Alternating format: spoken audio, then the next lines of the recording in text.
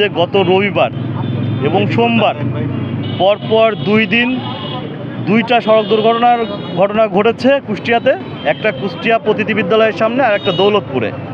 দুইটাই অবৈধ ট্রলির ধাক্কায়, আবার দুইটাই শিশু, একটা প্লে শ্রেণীর আর একটা পঞ্চম শ্রেণীর।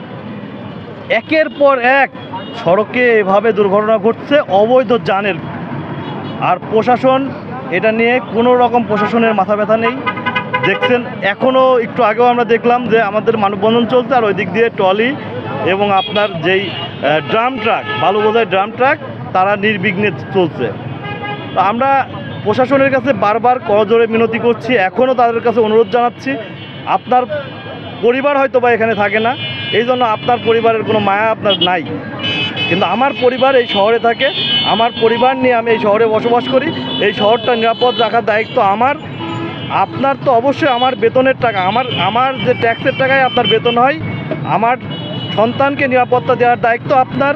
আপনি যদি এই দায়িত্ব পালন করতে না পারেন, আজকে মানববন্ধন হলো, এর পরবর্তীতে আমরা সড়ক অবরোধ করে আরও বৃহৎ আন্দোলনের ডাক দেব, এবং সেই ডাকে আমি আশা করি কুষ্টিয়ার সকলে সাড়া দেবে, এবং কুষ্টিয়ায় সকলে মিলেই আমরা আমাদের পরিবারকে সুরক্ষা দেওয়ার জন্য আইন যেন আমাদের নিজের হাতে তুলে না নেওয়া লাগে, এই অনুরোধ জানিয়ে আমি প্রশাসনকে আবার জানাচ্ছি যে সকাল ভোরে সূর্য ওঠা থেকে শুরু করে রাত 9টা পর্যন্ত কুষ্টিয়া শহরে, শুধু শহরে না, হাইওয়ে সড়কে কোনো প্রকার অবৈধ যান বা ড্রাম ট্রাক, বালুভর্তি ড্রাম ট্রাক চলতে দেওয়া যাবে না।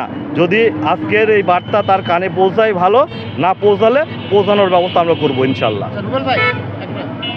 এই বিষয়ে কি প্রশাসনের সাথে আপনারা কখনো বসছিলেন?